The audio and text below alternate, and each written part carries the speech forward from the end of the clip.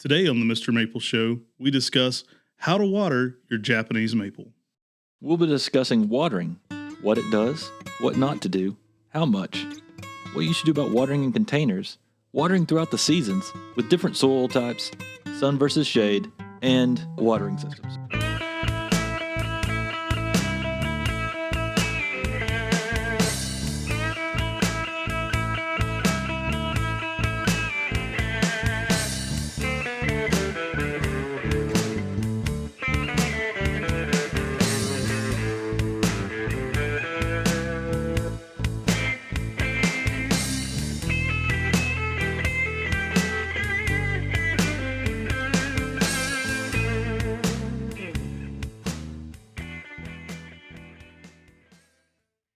Hey guys, I'm Matt. Welcome to the Mr. Maple Show. Today we're going to be discussing how to water your Japanese maple. But hey, first, make sure to give us 5 stars on your favorite podcast platform. That can be Pandora, iTunes, Spotify. We're on pretty much everything right now. So go find us on one of those platforms, subscribe to the Mr. Maple Show, and rate us 5 stars. You can also watch these videos. They air every single Sunday at 8 p.m. Eastern on the Mr. Maple Show on YouTube. So definitely be watching our Mr. Maple Show.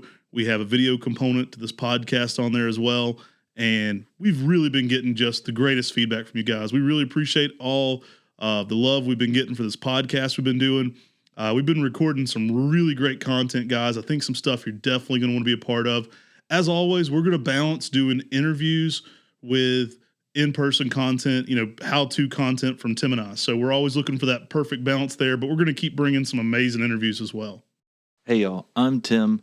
We love helping people garden with their Japanese maples. And that's really one of our main reasons we do what we do, because we love Japanese maples here at Mr. Maple, and we want you to have success in growing your Japanese maples as well. And for us, this topic of watering your Japanese maple is paramount when it comes to growing Japanese maples. If people have seen our top 5 issues you can have with Japanese maples, watering is the number one issue. I mean, it's the number one issue we see in growing Japanese maples. It's either too much water or too little water. I think that ticker's already up to about 8 on Tim saying Japanese maples for you playing along at home. I think in our How to Grow Japanese Maples episode, he got up to 89 times saying Japanese maples. If you're playing along at home, you can always keep track of who says the words Japanese maples more, and I'd bet on Tim. Anyway, so we hope this topic helps you. We want to give you confidence in gardening with your plants, especially Japanese maples. That's the goal of this podcast, is really to increase your skills and give you more confidence in that. And our number one goal, one is to promote trees and to make it a more popular topic so that you guys will show other gardeners, what we love about this. And that's why we do a daily or a weekly, basically talk show about Japanese maples. I think you're right. These are trees that we just love so much. And we want y'all to be able to grow these in your garden so that they can thrive, do well, and look as amazing as they do in like our parents' yard or Matt's yard. And that's because we want you to have success with all the maples you get from us or the maples you get from other people, because Japanese maples are simply amazing plants that everyone should be having in their garden. Now, watering is one of those topics that everybody wants a one-size-fits-all. So I'll have people that go, just tell me the right watering amount. And we're going to get into why it's not that simple. So there's a lot of steps to why and how much water your tree needs and during what season and during what conditions. And so we're going to break a little bit of that down. We're going to do a little bit deeper dive. We have done a video on this on our Mr. Maple Show on YouTube. It was a 12-minute video. We're going to get a lot more in depth than we do in that video. But it's one of our most popular videos for a good reason, because people need to know about this topic. Water and Japanese maples are probably the thing that people do wrong the most. So it's the thing that you want to be the most cautious of and the most educated about, because it's by far the number one issue that can go wrong. Well, water is just like it is for us. I mean, we have to drink water to survive, and plants need it to grow. I mean, plants need water and sunlight. That's 2 of the main things they need, is water and sunlight. But this is one of the mistakes that people make so often, is overwatering. I mean, you have to have water for the plant to grow. If you don't water your plant, it's it's gonna die if you don't give it any water. And if you do give it a little bit of water but not enough, it's going to be a reduced amount of growth because it won't have the water it needs to really put on the full amount of growth. So an moderately watered Japanese maple is going to grow at the rate it's supposed to grow. If you are barely giving enough water it needs to survive, that plant's not going to grow much at all. It's going to greatly underperform. I mean, you'll see some trees that they're just not much, and their age is there, and people say, "Wow, look at this tree! It's 20 years old, but it's only this size." And oftentimes, my thought is, "Well, just didn't get enough water and sunlight to photosynthesize and create what it needed," and so that's why it's such a small plant. And so, we want to give you the tips and steps to kind of have the best success with growing your Japanese maples. Now, we'll get into a little bit about what not to do. Overwatering, obviously, that's not what you want to do. You don't want trees in soggy or wet feet. Japanese maples do not want to be continuously boggy. One of the biggest mistakes people make are overwatering their tree, allowing it to stay soggy, and then watering again before it's dried out very well. And that's going to cause, a litany of issues with the tree's success. I had a customer who bought a really large Japanese maple. We're talking about a 25-gallon Tamukiyama. And I delivered it to their house, and they said they were going to plant it over on the hill beside their house. And this was on a mountain. And, naturally, I thought, this thing's going to have good drainage. What I wasn't told was that they were going to be building a river beside of it. And every time it rained, the river was completely filled up. And it rained a lot in this area. And literally the plant was just soaking in water. The roots were the whole time, and they never got to dry out because it basically had this pond and this river beside of it, and that water was allowed to go all the way and permeate the soil right beside where the Japanese maple was. Literally, it was planting right on the edge of the river, the side, and what that caused was root rot. And their gorgeous Japanese maple, that's a 25-gallon huge Tamukiyama that grew here at our nursery, looked beautiful, wasn't beautiful anymore. It had root rot. It started having dieback in the branching. And that's what happens when plants get too much water. They're not allowed to dry out. Japanese maples need to get that oxygen to the roots so that their roots can dry out and that they can be a happy plant. Yeah, Japanese maples, they actually natively grow a lot of times. We were in Japan and we were on a Japanese TV show, and Nakata-san took us back into the mountains there, and we looked at how Japanese maples were natively grown in his area. And they were attracted to streams and areas because of that coolness on that shadier spot and that good root development. But they weren't in the rivers. They didn't want to be touching that water amount. On a river bank might work, but it had to have excellent drainage. There were very deep rivers, and at the top of that basin, basically, that's where the Japanese maples were growing. They loved that well drained acidic soil that they were getting, near the river, but not in the river area. So if you're putting a Japanese maple near a body of water, you have to be very conscious that the roots aren't being affected by that body of water, even if your water conditions are changing. So a lot of times people will plant a Japanese maple in their yard. They'll pick a really good condition, and then they'll show me a picture of their tree, and I'll say, "I think your tree's staying too wet." And they'll say, "I don't think that's possible." And what's happened is maybe a neighbor's changed something in their yard. Maybe a drain's changed, but the water flow has actually changed in their yard over time. And so now that area that was a pretty good dry area is actually holding more water than they used to. So it's something to be conscious of. You want to plan for floodplains and changing conditions, and give them every bit they can of the success to have good drainage. Now, part of that can be just not planting them too deeply. So, we'll talk about that. We talk about that and how to grow Japanese maples, but you don't want them to be planted too deeply so that they're not the lowest point. And that's going to make a big difference when that river overflows or when that drain area changes. And Japanese maples can definitely be planted near bodies of water. Oftentimes whenever you have a Japanese maple in a garden setting and you've got a pond in a garden setting, you've got a liner. That's protecting that water from actually getting to the Japanese maple. You've got a liner of some shape or form that's actually holding the water in place. What's the issue is when that water is allowed to permeate the soil and basically saturate the soil and keep it saturated where that Japanese maple is, and it's not allowed to dry out. Because that's where we see the issue is when a Japanese maple is not allowed to go through that drying out process, when you have these trees, they really need to be able to dry out to really be a happy tree. I mean, that's really what we want, is a tree that's going to thrive and do well for you in your garden and look beautiful like you wanted it to. Yeah, so taking every step to kind of account for that in each different changing step that could happen. So you want to make sure that it's slightly raised or just the right height. Siding can be very important to the water amount. Now, let's talk a little bit about what do new plantings of Japanese maples need versus older established plantings. Now, a newer tree in the landscape is definitely going to require a little bit more water than a tree that has a fully developed root system. Now, this can vary a little bit depending on the area and what you're looking at. But basically, what we're saying is that trees that have those roots that are rooted in, they're going to take up water more efficiently. They've already grown the root ball outside of that initial planting.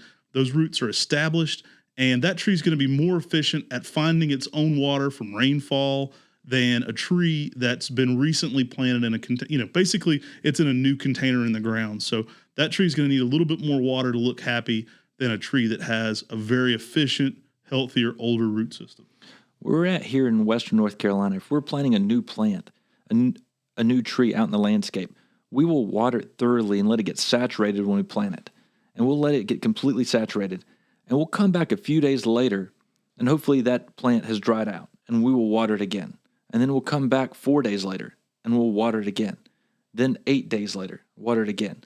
And then we're going to let that plant really, what happens when we do this is the roots start searching out for water in between those watering periods. And that plant gets more and more established. And when that plant gets established, it starts taking care of itself. Mm-hmm. And it's going to require a lot less water than other newly planted trees. Yeah, many of you have seen my parents' yard here. We're actually in zone 6B, so we are at a very easy area to grow Japanese maples.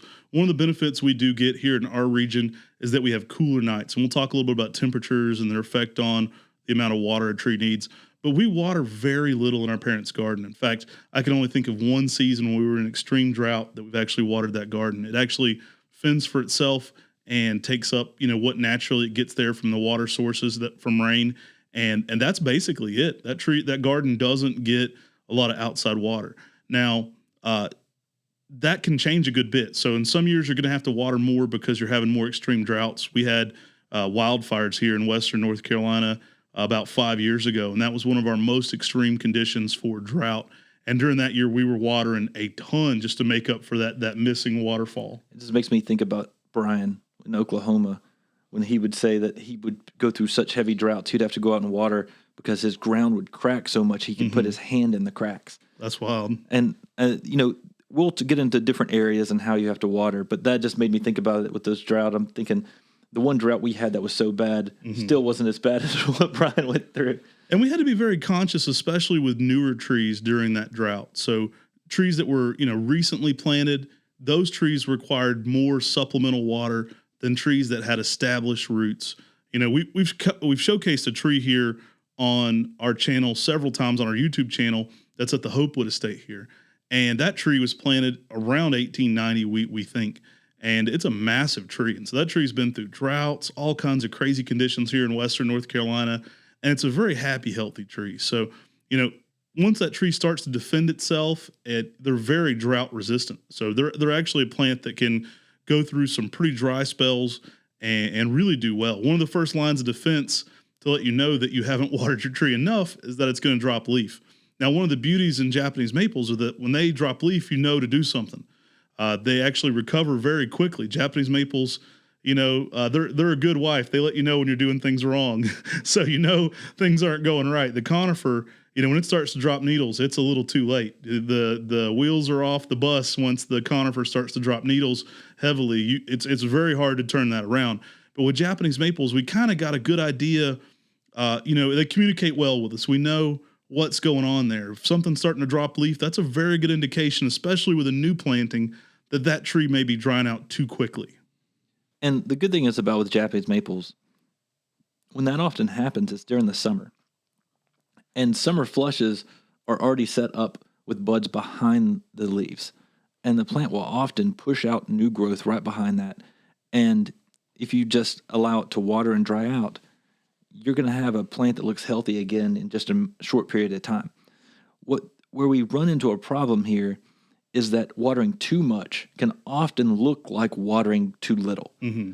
And watering too much can also cause the leaves to turn downward and to drop off. Yeah, I know I've talked to customers and they've sent me a photo and it kind of looks like it got hit with a lighter. You know, the leaves are burning, it's midsummer, and they think it's a cop out answer because it sounds too easy. And so they say, "What's going on with my tree?" And I go, "Well, you're either watering it too much or too little." And it sounds like, well, obviously you know the difference in the two. And the two can look very, very similar, especially in the first stages. Now, too little is going to cause you to have leaf burn sometimes, and that's often what people associate with sunburn on a Japanese maple. But too much can often lead to the same issue where the leaf has that slight leaf burn, looks like it got hit with a lighter, and those roots are staying too soggy, and in turn, that foliage is suffering from that as well. And only the customer, the person who's growing that tree, is going to be able to know if it's too much or too little. And that's why we often say, well, it's either too much or too little. Right. And they're always like, what do you mean? Right. It's like, well, they look just the same. And you're going to have to put your finger in the soil and figure out if you're watering it too much, if you're letting it dry out, or if it's been getting too much water.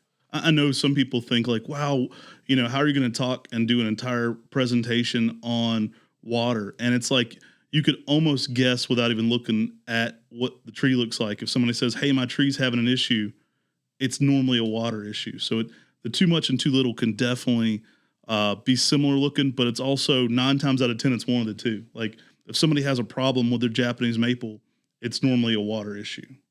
And I know that people often will go outside and they'll say, well, it's been raining. Mm-hmm. They'll say, it's been raining, so I really didn't water my Japanese maple much. That they just planted. And sometimes your water doesn't permeate the soil. I mean, just because it's raining outside doesn't mean that plant is getting enough water out there in the landscape and garden. And so sometimes it's best to put out a water gauge or a rain gauge to understand exactly what you're getting. And I'm not talking about those little square ones that you get that really don't give you a true reading. Putting out a real rain gauge to understand how much rain you actually received, so you'd understand how much rain is actually pouring in on that plant.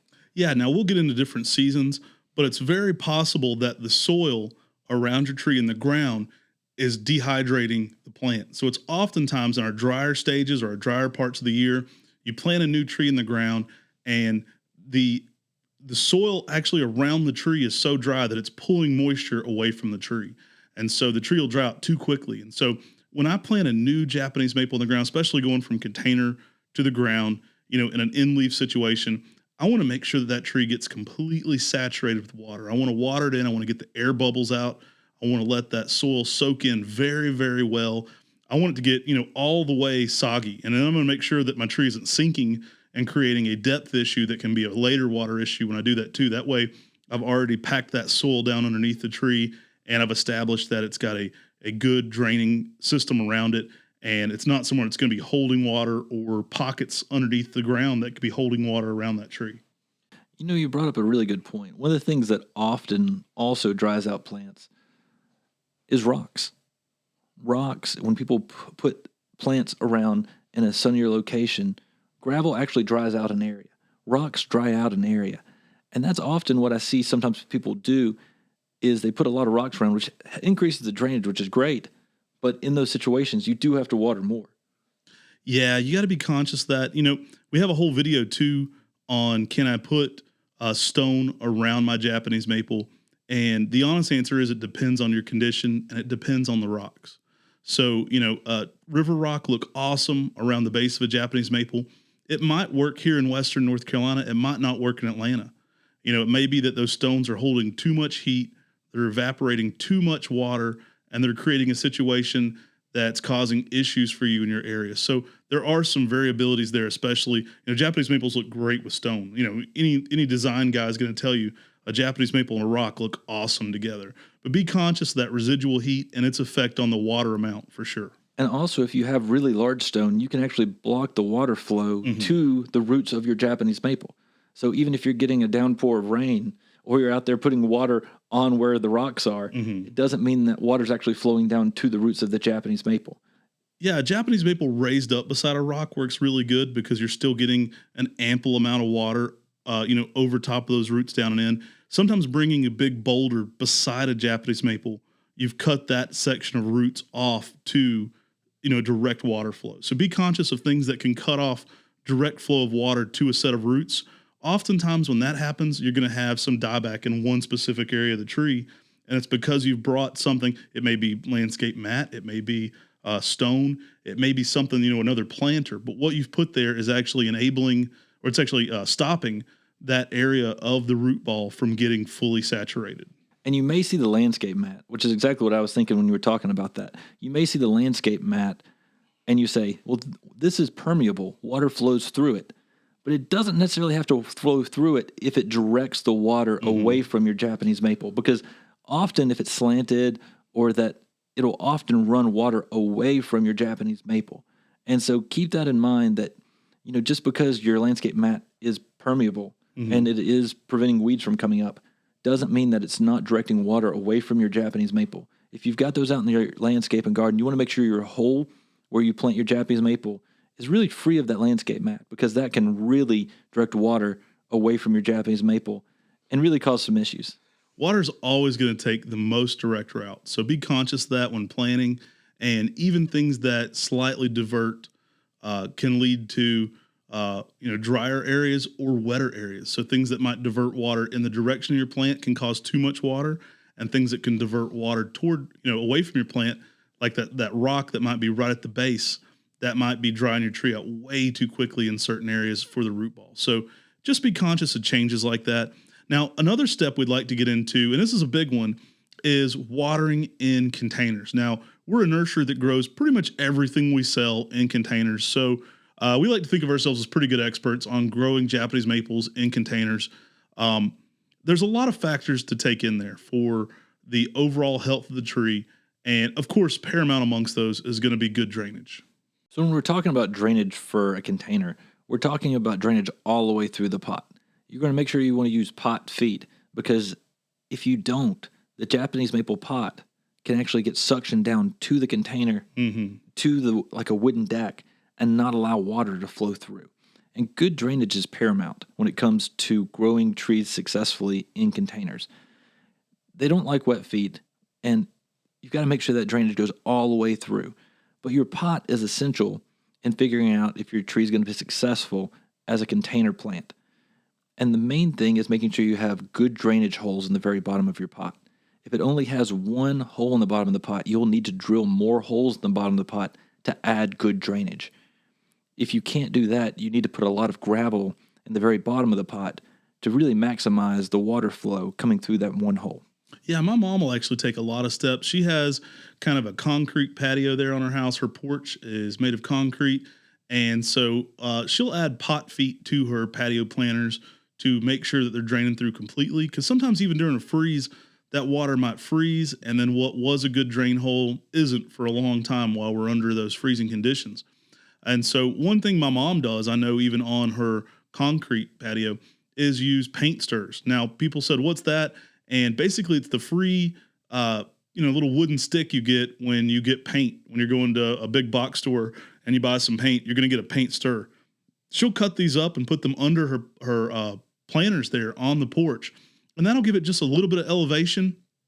And that little bit of elevation can make a huge difference. You can also invest in pot feed or something like that. Now, in her mulch garden, she has a ton of containers as well. And what she'll actually do is remove some soil underneath the container. So it looks like it's pretty even with the ground, but it's not.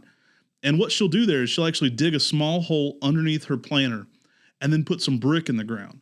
And so it has that elevated look to it.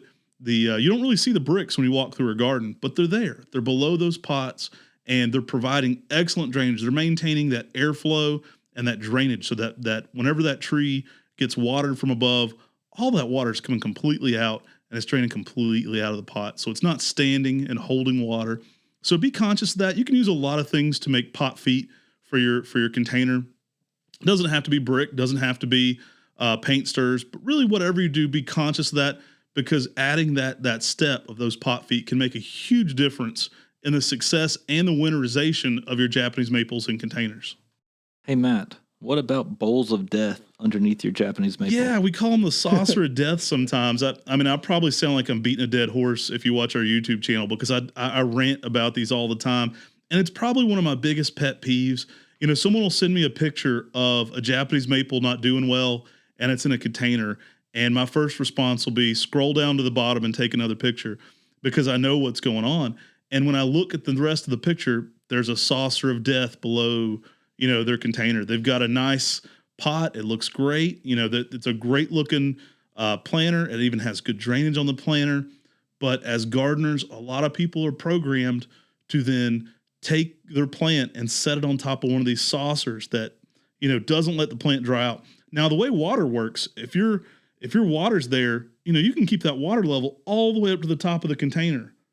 It's interesting how it works because just because that saucer is below there, your water may not be draining from the very top then. And so, it's an interesting thing there, but it's a phenomenon I see probably one of the easiest mistakes gardeners make is the saucer of death. And the saucer of death often comes on some of these pots. And people think that, hey, this works, but it may work for some plants, but it definitely doesn't work for Japanese maples. Yeah, it's something to avoid at all costs. If you could remove those, do or select a pot that doesn't come with that. Oftentimes they're added in completely after. I'll go ahead and mention too that I see people in this step. Sometimes they'll take their Japanese maple that's new, and they may be used to bare root material. They may be used to bringing in plants that need that amount of water. And what they'll do is they'll take them either in the container or they'll pull the 1 gallon pot off and then soak that in a bucket. And you're just giving yourself, an issue to start out with that's going to be hard to make up the difference of. Japanese maples don't need to be hypersaturated in that way that they're submerged roots, even for a very short period of time. One day can make a huge difference in the life of a Japanese maple. So standing in water for 1 full day could easily kill one. And you don't want to take that new plant and set it in a bucket of water. The other thing I want to mention here about containers is if the container doesn't have a hole in the bottom of it, you don't have a plant container. You've got a fruit bowl for your table or a decorative thing to sit around in your house. You can eat cereal out of it. It's not right for a Japanese maple. Exactly. So I wanted to bring that up because I talked about 1 hole, what you need to do, how to add more holes. If it has no holes, you don't have a plant container. You have a bowl. You have a bowl. There's a big difference. But also growing containers and watering in containers, sun versus shade. I mean, there's going to be a big difference of the needs of a plant in a container of how much water you'll need to water it with in the sun, in full sun versus in deep shade. Now, you see this a lot late summer. The tree looks very happy. It looks very healthy. And somebody goes on vacation and they come back and their tree's completely crisped up in like July. And it's because that heat kicked up a notch. The container that the plant was in got a lot hotter. And as a result, it dried the tree out much faster. Now, there are a lot of factors that can lead to this. You can have a tree that looks great in a container for many years, and it may not have even been checked in that many years. Well, it's always done well in this container. Well, eventually that root ball got so large that it took up a lot more space. And as that root ball expands and you have less soil in your container, it takes more water to keep that tree happy. So you're going to either need to pot it up into a bigger container or put it back in the same pot. But by letting that root ball take all the space, there's not going to be enough area. And so that when you water that tree, all those roots are going to take that water up, and it's going to need a lot more water to be happy, especially the less actual soil is around those roots. And when you have a tree that you're watering adequately in the sun versus the shade, the one in the sun is going to require more water, and it's going to fill out that pot quicker. And so it's going to be exactly what you talked about, quicker. You're going to have more of a larger root ball because it'll be watering and drying out faster in a sunnier location than it will in the shadier location. And you got to realize that if you have 2 different plants and you're watering the one in the sun and the shade the same amount, you're watering the one in the shade way too much. I mean, we have people who will have their trees in containers and they'll say, well, I've got these at the same time, I'm watering the same amount, but there's very different conditions on that plant from the shade versus the sun, because the one is drying out really quickly in the sunlight and the one in the shade isn't drying out enough. Yeah, it certainly can be done. In general, I recommend Japanese maples in containers being in late day shade. It just makes that watering process so much easier. It takes the foolproofness out of it. I mean, it makes it so much more simple. I grow my Japanese maples in containers in late day shade. It helps not spike that heat ball late summer, and it just gives me more, wiggle room there on growing them. It makes it easier. Now, it certainly can be done. I have people that have Japanese maples in patio planters next to their pool, and it certainly can be done. And they're in much hotter areas than me, but you're going to have to be so much more conscious of that water amount. You're going to have to stay on it. You're going to have people watering that when you're away, even for a week in peak heat. There's a few more factors to watch out for, but in general, if I can, I keep my containers in late day shade just to make it as easy as possible. And there's different container types too. I mean, there's ceramic containers, there's concrete containers, there's plastic containers, and things that hold heat are going to dry out those plants quicker. Mm-hmm. And they definitely need more shade in those types of containers, and they're going to use more water in those types of containers than they will in, say, a plastic pot. Oh, sure. And some of those containers are going to have more residual heat in the sun. So if you have a black, heavy glossed pot, that pot may actually get a lot hotter, cause the tree to naturally be drying out much quicker than it would, even in a terracotta pot or a plastic pot or something else. Those things may cause that tree to evaporate much quicker. Your conditions your container are in may cause them to evaporate much faster because of residual heat from either a window or a house. Always be conscious of air conditioners. The wind flow can cause a container to dry out very quickly. A lot of times that will make one look like it burned up, and it's simply that the airflow from the air conditioner when it kicks on is drying that Japanese maple out way too fast for you to be making up for it with your water amount. So you don't want to put one next to some natural air conditions. I'll also go ahead and throw out there in this section, grow bags can be tricky above ground. Now, I did a whole video on this on our channel. Somebody kept playing bagpipes in the neighborhood while I was talking about grow bags. So it's kind of funny because we were talking about bags and somebody keeps playing the bagpipes. But I always like to let people know that grow bags work great for their original intention, and that is in the ground. So if you're going to grow bags, plant them. They're going to work great. They're a great way to keep a tree happy. You're going to have much less steps with a grow bag in the ground. I caution against grow bags above ground because of water. Water can be so tricky.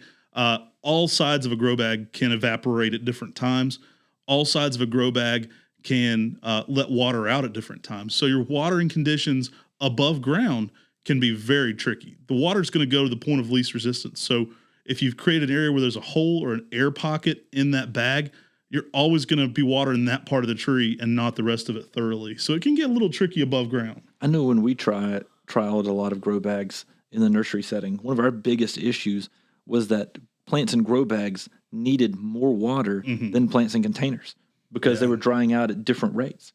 And so if you've definitely got some in grow bags and some in pots, you're starting to have an issue in itself because you're going to have to water them at different times. Yeah, the age of the tree matters a lot too. We grow trees here at our nursery, and one thing we like to do is to get the trees that are the same age under the same watering systems. Now, you can take this and apply this to your own yard, because if you have trees that are at different stages, those root balls are going to be at different stages of growth.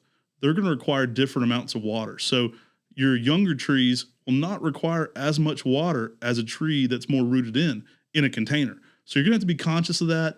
And one size doesn't fit all when you're watering these kind of things. So our next thing that we run into is how much should I water my Japanese maple in a container during the winter?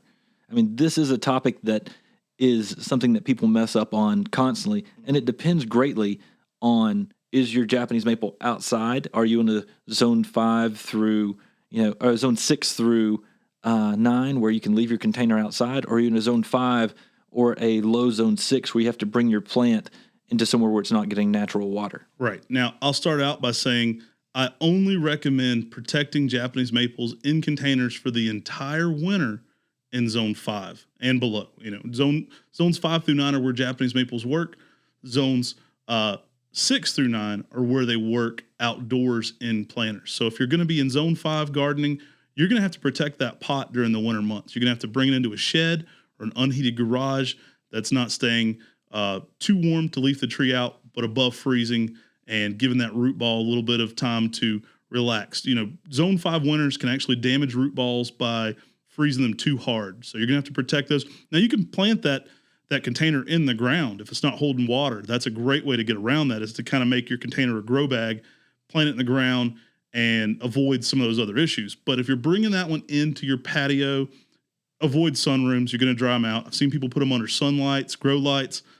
Uh, Japanese maples do not like grow lights in the winter. You're gonna create a weird scenario where your tree thinks you're in Miami and you're watering it like it's winter. So it just, that's a bad combination. You're going to fry your tree under grow lights.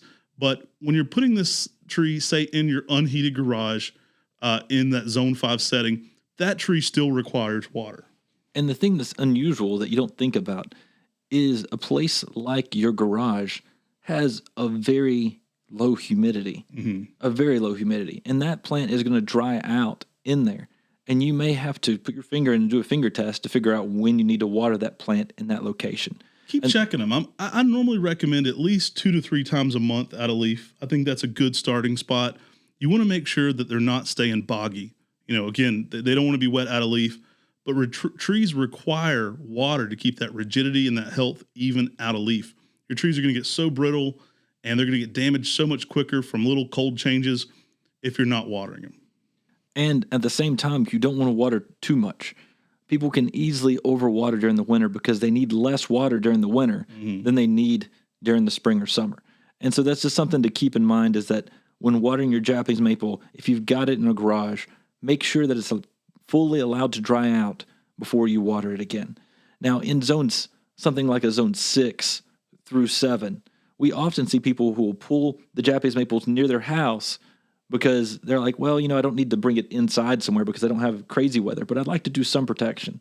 And that's a great thing to do if you want to take that extra precaution. Under a deck, I've seen that a lot. But when you start putting that plant where it's not getting natural water, say you have an overhang on your house, under a deck, things like that, then you're starting to obstruct the natural water that this plant is going to get. So it can't take care of itself during the winter months.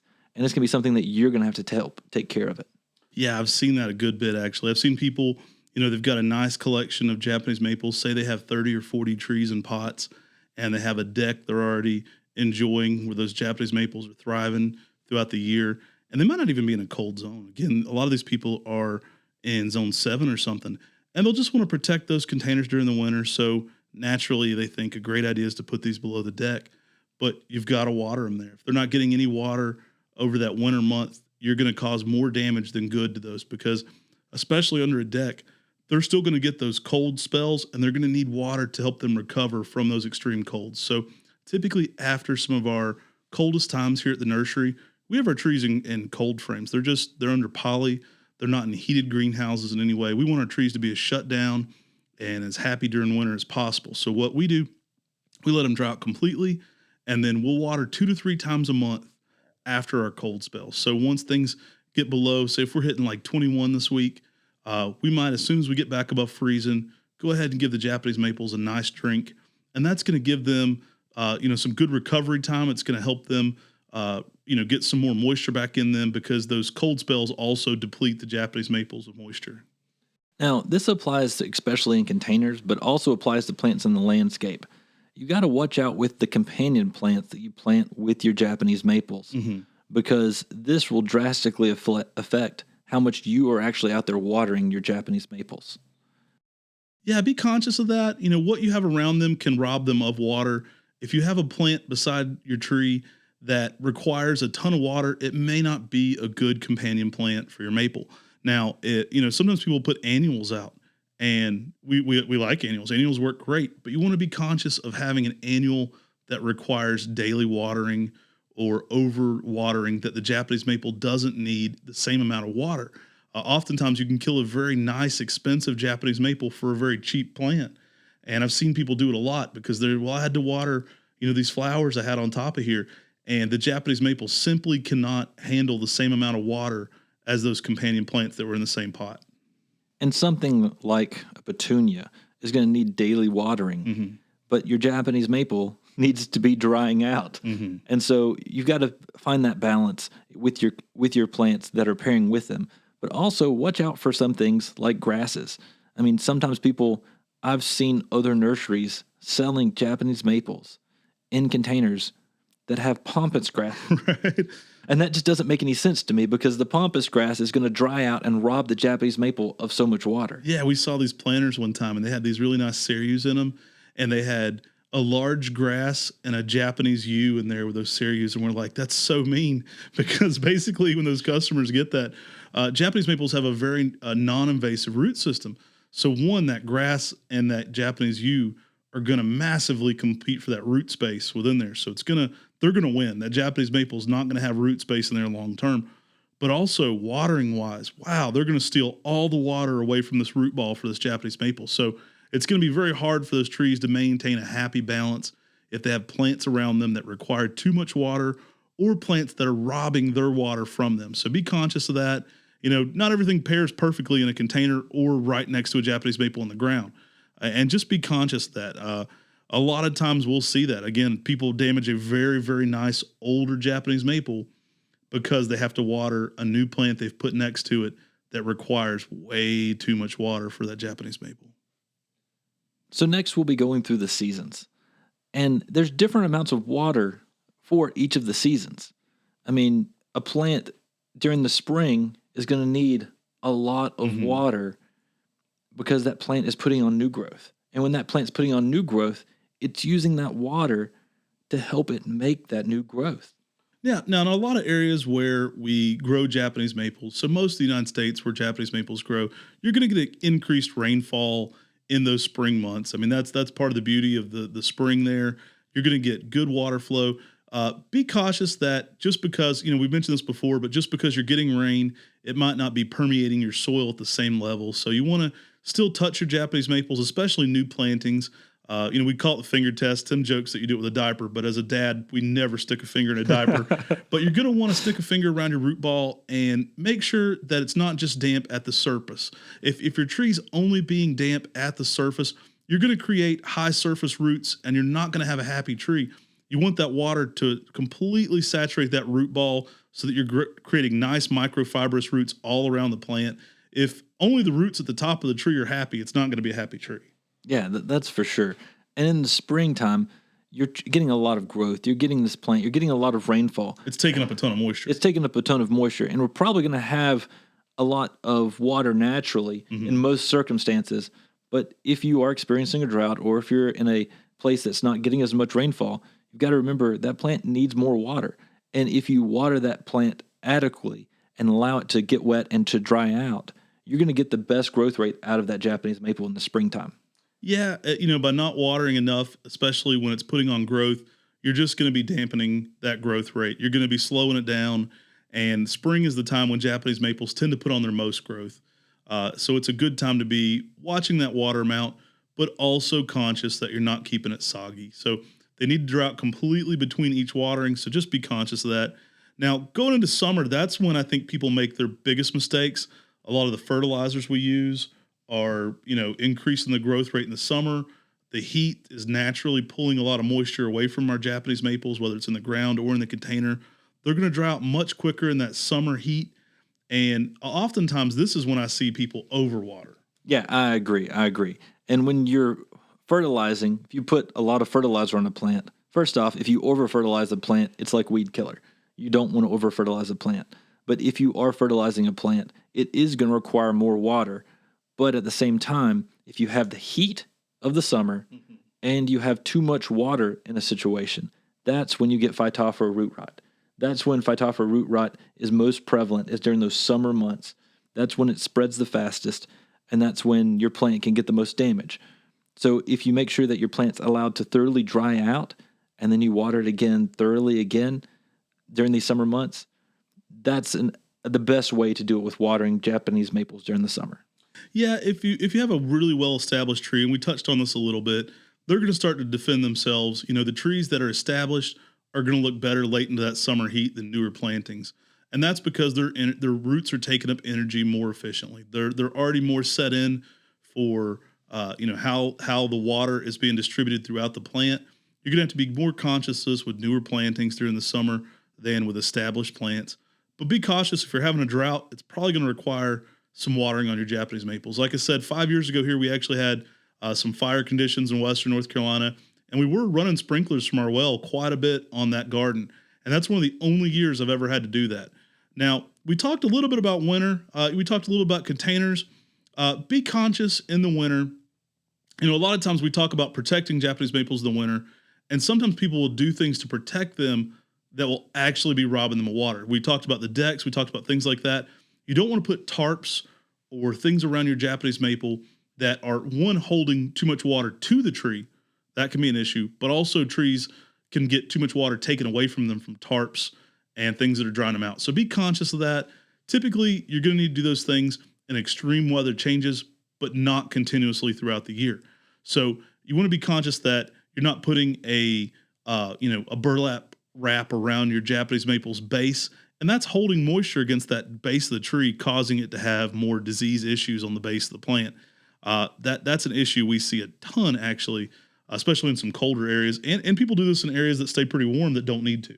Yeah, in the winter, in the ground, for most people, they're not going to require a lot of water unless you're having a very unusual drought. Mm-hmm. I mean, in the ground during the winter, the plant's dormant. Your rainfall, your snow, your natural conditions are going to bring water. Yeah, exactly. Now, in the fall, you're going to need less water than you do during the summer or the spring, but a consistent amount of water gives you a better fall color. Yeah, I think there's a nice balance there. You don't want your trees staying soggy, but Japanese maples, oftentimes it's because the sunlight, and Japanese maples often in shade will have some of the best fall colors because they're not drying out too quickly. The ones that are typically in heavy sun are getting into fall colors earlier than trees that are in shade because they're drying out later. And it has a little bit to do with that moisture amount. The trees are starting to go dormant, so they need less and less water. But a consistently watered Japanese maple in the fall is going to give you your best colors.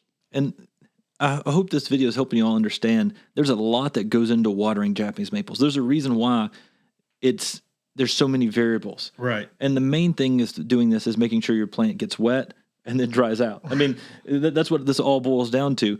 But soil types with these trees make a big difference. I've seen sandy soils, which require a lot more water than something like a more regular soil type. I've seen some people on the coast of North Carolina that had to give their Japanese maples a gallon of water almost every single day because of how much it drained. And that's fantastic drainage. But they had to water a lot more frequently just because of their soil type they had in their area. Yeah, definitely. Sandy soils, loamy soils, they're definitely going to be drying out a lot faster than other types of soils. So be conscious of that when watering. Sandy soils are often going to be in hotter conditions too. So be conscious of that. If you're growing your Japanese maple in full sun in a sandier condition, you're probably going to have to water a lot more than we're talking about with trees that may be in a clay soil or in, a more topsoil type condition. Speaking of red clay, we've got a lot of it here in Western North Carolina. And that is a soil type that you need to watch out for overwatering your Japanese maple because it retains a lot of moisture often out in the garden. And the best thing you can do when you're figuring out if this area is a spot that you can grow your Japanese maple, if you've got red clay soil, is go out there, dig a hole, pour water in there, and then come back 15 minutes later and see if that water has went and permeated throughout the soil or if you've got a pond. If you have a pond, that's probably not a good place to grow your Japanese maple. If it's going to keep holding water in that area, you're going to need to either build up the area so the Japanese maples will be able to, the water will be able to drain away from your Japanese maple, build up that area, make it a little bit higher, or you're going to have to grow that tree in a container. Right. Raised beds or amending your soil heavily are going to be your best way to go there. And things like aged pine bark are great for wicking soil away and breaking down some of those conditions. Aged pine bark and mulch are excellent for breaking down red dirt clays and making them, have more nutrients. One, they already have a lot of good nutrients actually, but have better drainage overall and creating better soils. Joe Gardner always talked about this too. Mulching goes a long way toward creating better soils because with that mulch layer, you're breaking down a lot of those red dirt clays. They already have a lot of good nutrients in them, but you're breaking down the density of it. You're increasing the porousness, and you're getting that water wicked away. So aged pine bark is a great way to amend your soils. Soil conditioners are very important in conditions where you're holding too much water. So if it's boggy or wet feet, one, if it's an area that's going to stay boggy or wet feet, if you're down by a river, a lake, an area is naturally more water solvent, so an area that's going to hold more water long term, maybe be thinking about another plant. We did a video on dawn redwoods and bald cypress, and those are great plants for areas that are going to be a little damper. Katsura trees are a plant that naturally requires more water, so you can put that one out in an area that needs more water and an area that's going to have to get wetter. So those are plants that can be doing that. That's the Katsura tree, the Cerstophyllum japonicum.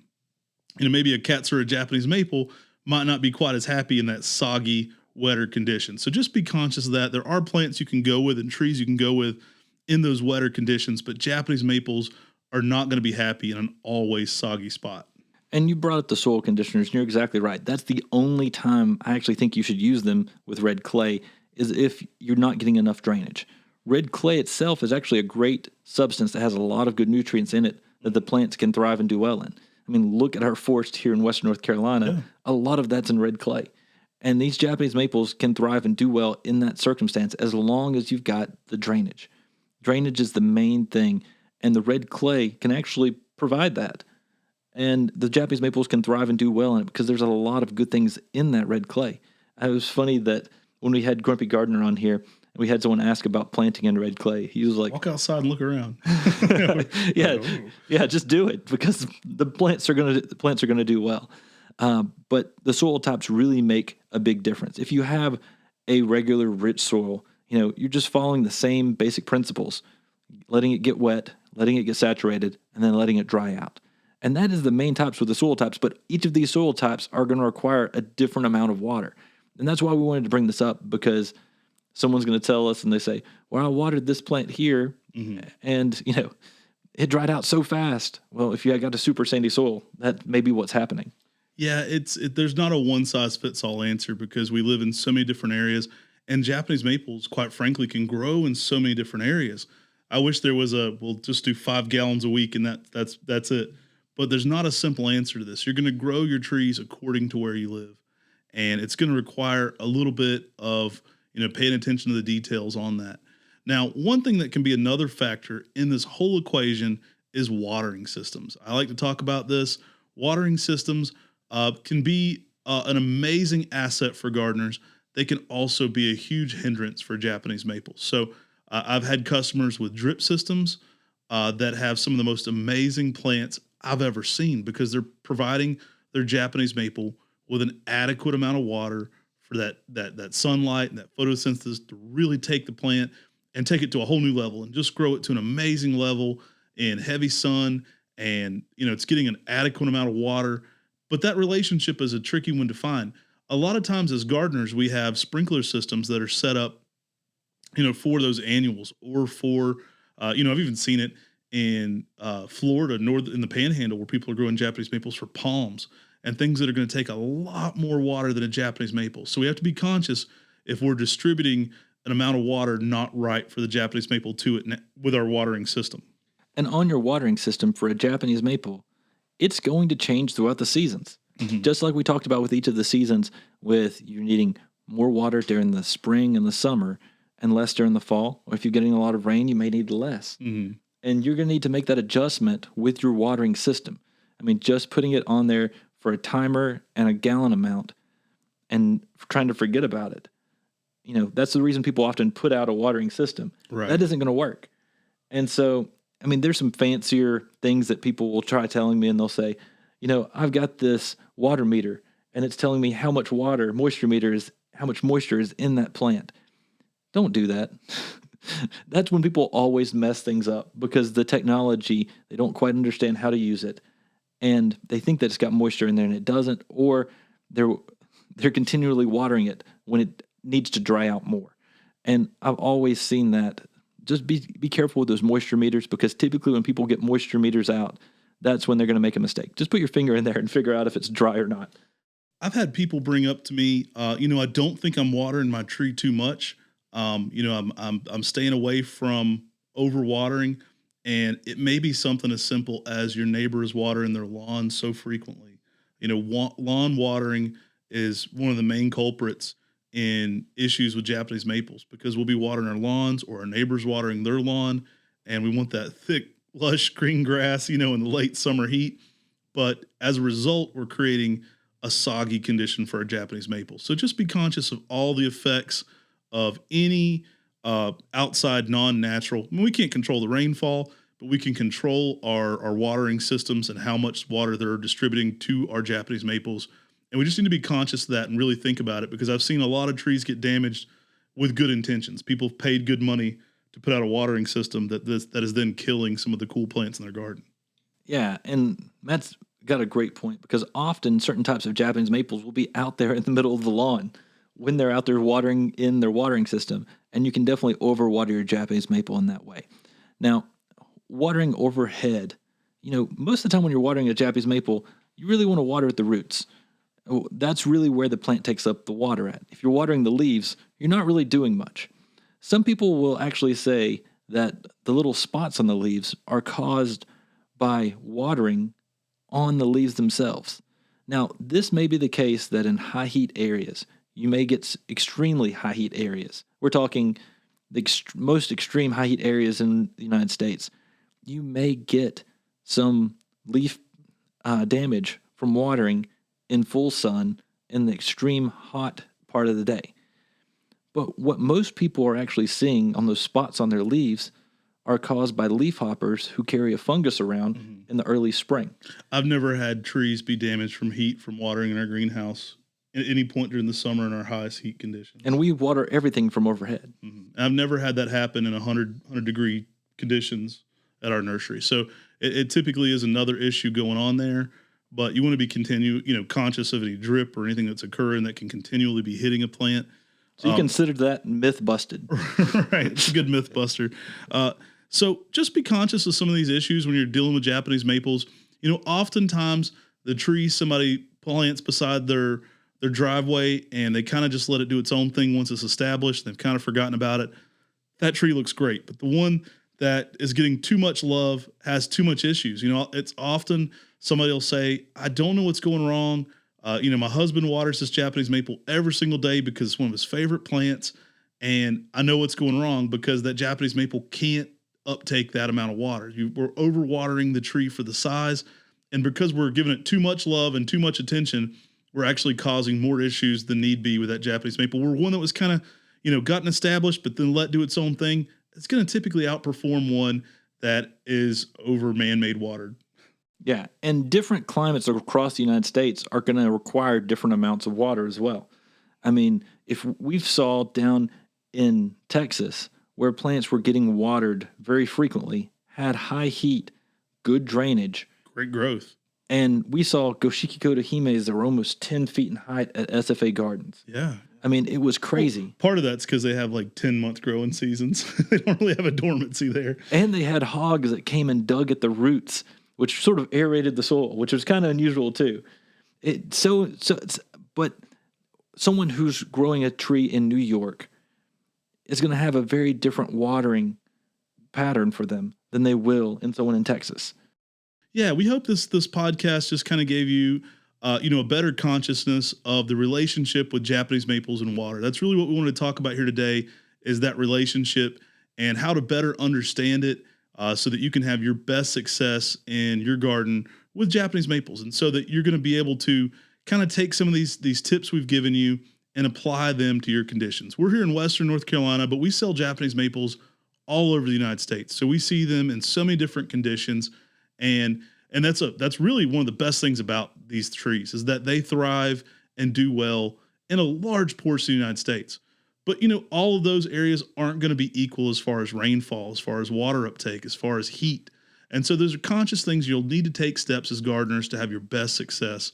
And we hope kind of this discussion has given you some new ideas for things that could be going wrong that you may have seen in your own garden or things that you can help you avoid making the same mistakes we've seen either us make or other gardeners make. That's why we're doing this Japanese Maple Talk show to make it as successful as possible for you guys. And water is one of the biggest issues when it comes to growing plants and growing Japanese maples. Mm-hmm. And I would say it's by far the biggest thing. it's the biggest thing in growing it correctly. I mean, you don't have to fertilize, you don't have to prune, you don't have to do a lot of things, but you have to water your Japanese maple. If you don't water it, it's not going to live. Right. And so water has to be involved when you have plants. And doing this incorrectly can cause some detrimental effects, but doing this correctly can really help your tree thrive and do well in your garden and make that beautiful tree that you originally wanted to plant there. And that's what we want, is you to really be able to enjoy the beauty that Japanese maples can bring to your garden. Guys, I hope you like this discussion on Japanese maples and water and how to water your Japanese maple. We've really wanted to deep dive into this. I know we've covered a lot of different topics here, but we really want to go through every aspect just to increase your success rate.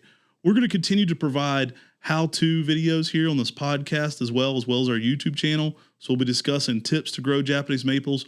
We've also got some phenomenal interviews here on our podcast. If you haven't already, you got to go listen to the Talon Buchholz interview. We interviewed legendary nurseryman Talon Buchholz just this last week, and it'll probably be airing after this one. We have a great interview with Jay Sifford, who is one of the top garden design guys in all the United States. He's won the award several times for Best in North Carolina, and he loves to garden with Japanese maples. And we ask him specifically help for the collectors. So we say, hey, these guys got a lot of trees in their garden. What suggestions do you give them? You're not going to want to miss that. We try to cover all aspects here on this podcast. So what we try to do is open you up to new aspects of maples in general. We also have a really fun one with Douglas Justice that is an interview about his plant exploration. So he's basically a guy who's going out and studying Japanese maples and other types of maples, maple species in the wild. The Indiana Jones of plants. Pretty amazing guy. And we wanted to open you guys up to this whole world of, plant academia and what's going on there. He's one of the top botanists who goes out and really studies maples and their native habitats, and then helps us better understand that. So we want to bring you some different aspects. Let us know in the comment section if you're watching this on the live premiere, people you would like to see in upcoming interviews.